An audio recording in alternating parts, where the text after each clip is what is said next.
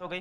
अब बात करते हैं उस बैच की जिसमें भारत के सबसे ज़्यादा बच्चे जेई की तैयारी करते हैं, जहां से भारत का मैक्सिमम स्टूडेंट अपनी आईआईटी जेई की तैयारी करता है। उस बैच की बात करने वाला हूं आयुष बिट को, ऑल इंडिया रैंक 939। आयुष के पेरेंट्स भी आए। बस बस बस बस बस बस। आपसे सबसे पहला सवाल बैच में पूछा गया था, बॉडी कैसे बना रहे हो आप, तो और दूसरी जो पूछी थी वो भी नहीं पूछ सकता, पेरेंट्स भी हैं सामने, तो दो ही सवाल आए थे। Can we have Rohit Agarwal sir, can we have Ashish sir, Rajwant sir. हाँ। अच्छा, यहाँ से बॉडी बना रहे हो, अब समझ में आया मुझे। हाँ सो बताओ अपनी जर्नी के बारे में, पीडब्ल्यू में कैसे आए, क्या हुआ?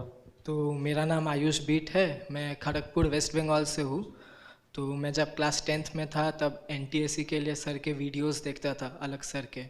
फिर जब 11th में आया तो सर ने बैच लॉन्च किया अर्जुना जेई।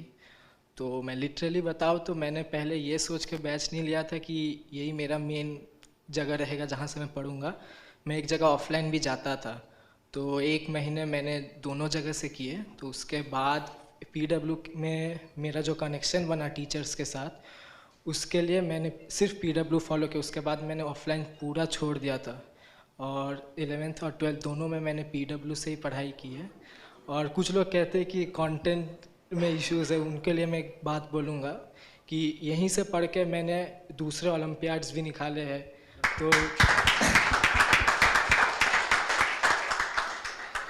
तो सिर्फ मतलब इनफ है, मोर देन इनफ है पीडब्ल्यू, मैं यही बोलूँगा। बहुत बढ़िया।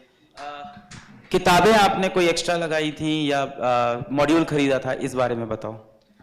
मॉड्यूल का सर, किताबें पहले तो डीपीपीस, क्लास के बाद पूरे डीपीपीस इवन कुछ जो नहीं हुए थे मैंने वो मार्क करके रखे थे, बाद में वो रिपीट किए थे मैंने। और फिजिक्स में जैसे आप कुछ सिलेक्टेड क्वेश्चंस दे देते क्लासमेट में, वो किए थे HC1। हाँ, बाकी तो मॉड्यूल्स और जो डीपीपीज और क्लास के जो क्वेश्चंस हैं वही। हाँ, लास्ट में पीवाईक्यूज मैंने जैसे नॉर्मल चैप्टर खत्म है तब भी किए, और एडवांस के पहले फिर से किए थे मैंने। कभी आप टीचर पे डिपेंड रहे कि मतलब कि टीचर अगर ये करा देगा पीवाईक्यूज, क्योंकि जनरली बच्चों में रहता है कि सर आप चैप्टर भी कराओ, पीवाईक्यूज भी आप कराओ, इंपॉर्टेंट क्वेश्चंस भी आप कराओ, एडवांस भी आप हम कराएं, क्या ये तुम्हें मतलब खुद से ये हो गया था कि नहीं यार ये मेरे को करना चाहिए, टीचर करा रहे हैं, दैट्स अ गुड पॉइंट। हम लोग कराते थे, ठीक है, हाँ, लेकिन तुम खुद से ही रखते थे उस चीज को या फिर सारे वीडियो सोल्यूशन से ही करते थे? नहीं, वीडियो सॉल्यूशंस तो एकदम एंड में, अगर मतलब नहीं हुआ बिल्कुल, मतलब कुछ मतलब आ ही नहीं रहा है फिर तभी आप देखते नहीं थे। तो कभी नहीं देखते। और कभी अपने पे डाउट आया कि मतलब टेस्ट देते समय कि बहुत बार मेंस एडवांस के संडे था, थर्सडे को मैंने एक टेस्ट दिया था, उसमें 200 में 84 आए थे। अरे बाप रे। हाँ, तो वो सब तो होता है, लेकिन फिर चिल हो गया था। मैं मतलब सारे बच्चे जो हमें सुन रहे हैं, मैं मतलब हम लोग क्लास में सारे टीचर्स यही बात बोलते हैं कि जो आपको अप्स एंड डाउन्स दिख रहे होते हैं ना, उस समय आपको लग रहा होता है कि वो आप ही के साथ हो रहे हैं, लेकिन एक्चुअली में वो हर बच्चे के साथ फेज में हो रहा होता है। और जो कॉन्टिन्यूसली उसको फाइट करते हुए आगे चलता रहता है, जैसे इन्होंने अपने डीपीपीस की 2 बार करे, जो क्वेश्चन नहीं हुए उसको देखे, पीवाईक्यूज 2 बार करे, मतलब हमारे पास जो क्लास में कंटेंट दिया जा रहा है वही मोर देन सफिशिएंट है। अगर आप उसको ढंग से कंज्यूम कर लो, लिटरली बता रहा हूँ, मोर देन इनफ है। उसके बाद आपको इधर उधर कहीं जाने की जरूरत ही नहीं है। यस राइट, यस है ना? मतलब पीवाईक्यू भी अगर चैप्टर के लास्ट में करने चाहिए, ये नहीं कि हो रहे हैं बच्चे आजकल पीवाईक्यू करा दो, पहले पीवाईक्यू कर लो। एक्चुअली में बच्चों को ये हमेशा रहता है ना कि सर मैं क्या ये लगा लूँ, ये लगा, वो हर चैप्टर पे उनका एटीट्यूड चेंज होता है। लेकिन जो अच्छा रैंक वाला होता है ना, जैसे मैं एक चीज और मैं बताना चाहता हूँ, आपने इनऑर्गेनिक में जहां रटने की चीजें आई होंगी आपने रटी होंगी। हाँ, वो फिजिक्स में भी कई जगह पे रटने की चीजें आती है, मैथ्स में भी कई जगह पर। बच्चों के साथ ये भी एक प्रॉब्लम है, उनको लगता है कि नहीं यार मैंने इंजीनियरिंग ली है ना, तो मैं रटूंगा ही नहीं। यार जैसी आपकी डिमांड है वैसा आपको ढलना पड़ेगा। हर सब्जेक्ट में ढलना पड़ेगा। मैथ्स में भी कुछ चीजें याद करनी है, फिजिक्स में भी कुछ चीजें याद करनी है, केमिस्ट्री में भी कुछ चीजें याद करनी है। आपका वो एटीट्यूड नहीं होना चाहिए कि नहीं यार ये चीज तो मेरे से होगी नहीं, क्योंकि मैंने तो मैं इंजीनियरिंग साइड जाना चाहता हूँ, मैं तो रट ही नहीं सकता। अरे रटना पड़ेगा। अच्छी रैंक के लिए आपको हर फैक्टर पे काम करना पड़ेगा। यस। आप स्कूल जाते थे? स्कूल गोइंग थे? हाँ, रेगुलर स्कूल। तो बच्चों में सबसे बड़ा ये रहता है कि जो रेगुलर स्कूल गोइंग स्टूडेंट्स है शायद हमसे क्वालिफाई ना हो पाए, तो उसके लिए आप क्या कहोगे? आप कैसे मैनेज करते थे अपना टाइम? स्कूल जाते थे सुबह कितने बजे लगभग? 6:30 को उठता था, 7:30 तक स्कूल पहुंच जाता और कितने बजे तक लौटते थे? 2:30 बजे तक। फिर उसके बाद कैसे मतलब प्लान आउट करते थे? क्या पूरा वीक स्कूल जाते थे लगातार? नहीं, जैसे कि एकेडमिक ईयर के जो पहले 3-4 महीने थे, हाँ। मैंने वीकली 4 दिन जाता था। 4 दिन जाते थे, यानी आखिरी के 2 दिन छुट्टी, हाँ। फ्राइडे सैटरडे और संडे, मतलब 3 दिन पूरा लग के पढ़ाई। हाँ। फिर उसके बाद जैसे कभी ऐसा हुआ कि थर्सडे को कोई नेशनल हॉलीडे है, तो थर्सडे तो जाता नहीं था, फ्राइडे में ही जाता था, 4 दिन मिल गए। फिर उसके अगले 4 महीने में 3 दिन गया, फिर लास्ट आते आते 1 दिन या 2 दिन। अच्छा, बच्चे ज़्यादा ऐसा भी सोचते हैं कि अगर हम अभी जेई की प्रिपरेशन करें शायद हमारा बोर्ड में अच्छा रिजल्ट नहीं आएगा, इससे हमारी बोर्ड का बहुत ज़्यादा चीज़ अफेक्ट हो जाएंगी, क्या ऐसा होता है? नहीं, मैंने इंग्लिश, फिजिकल एजुकेशन, कंप्यूटर ये सब कभी छुआ भी नहीं था। बोर्ड्स में मैंने इवन मॉक पेपर्स भी नहीं लगाए थे। बस तो जो बच्चे सुन रहे हैं शायद अच्छे से सुन लें, मेरे ख्याल से direct from the horses mouth जिसे कहते हैं इंग्लिश में, तो डायरेक्ट आपके सामने एक स्टूडेंट है जो सिलेक्टेड है और वो बता रहा है आपको। हाँ, टॉप 1000 में वो भी। बोर्ड्स में तो बस उतना करके 97 आ गया, उसमें ज्यादा कुछ करना सिंपल सी बात यह है कि यार देखो, कोई भी रैंक हो, अगर सिलेक्शन की बात करोगे ना, तो वो 24 घंटे ही आपको यूज करने हैं। आप एक्चुअली में मिसयूज कर रहे हो, इसीलिए आपको टाइम नहीं मिल रहा है। जब आप मैच्योरिटी के साथ ये देखने लगोगे ना कि आप 24 घंटा कहाँ यूज कर रहे हो, एक बार रोक के अपने आप को सोचोगे ना कि आज पूरे दिन में किया क्या है, अपने आप आपको जवाब मिल जाएगा। फिर आपका जो ये डाउट है ना कि मेरे पास टाइम नहीं मिलता करने का, इतना आप होमवर्क देते हो सर, इतना आप डीपीपी हैं, तो वो आप टाइम मिसयूज करना बंद कर दो, अपने आप इस जोन में आ जाओगे और कोई सोल्यूशन ही नहीं है उसका।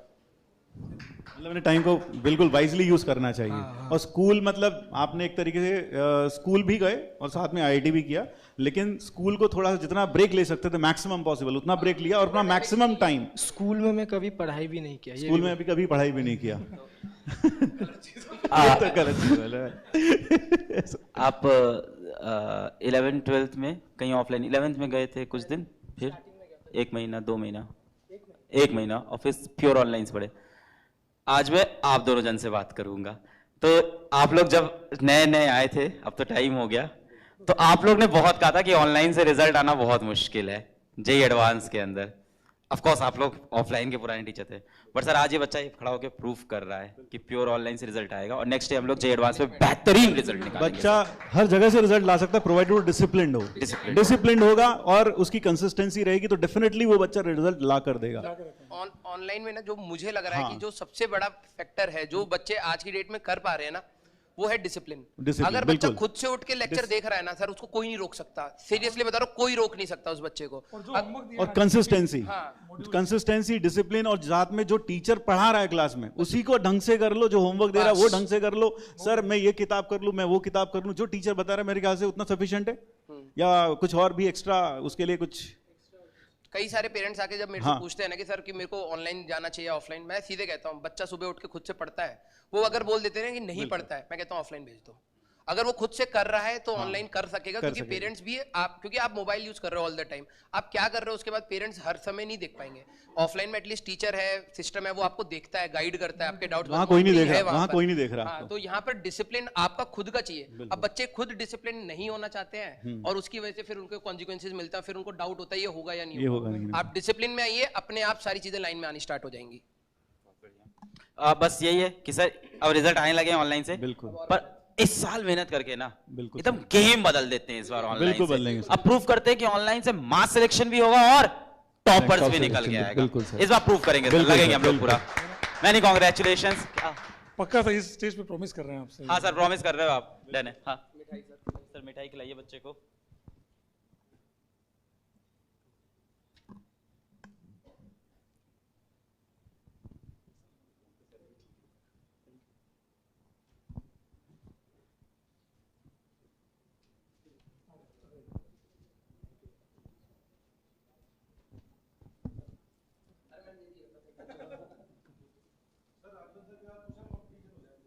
Sir Raju sir pushup comedy ये बनता है, लगाएगा पहले पहले पहले पहले पहले।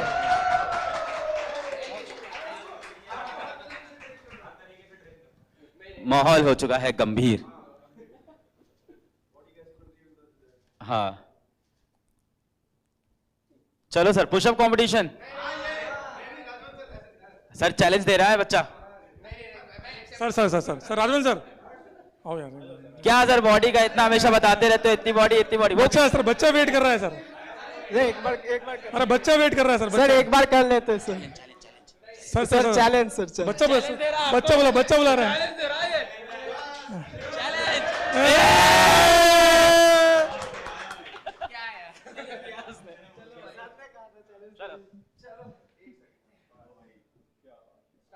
Okay start. 1 2 3 4 5 6 7 8 9 10 11 12 13 14 बस बस बस भाई दोनों जीत गए भाई। डन है डन है डन है डन है। क्या बात है, क्या बात है, क्या शानदार। ऐसे ही हमारे बैच भी चलते हैं, जितनी स्पीड पे टीचर चले उतनी स्पीड में बच्चों को पढ़ना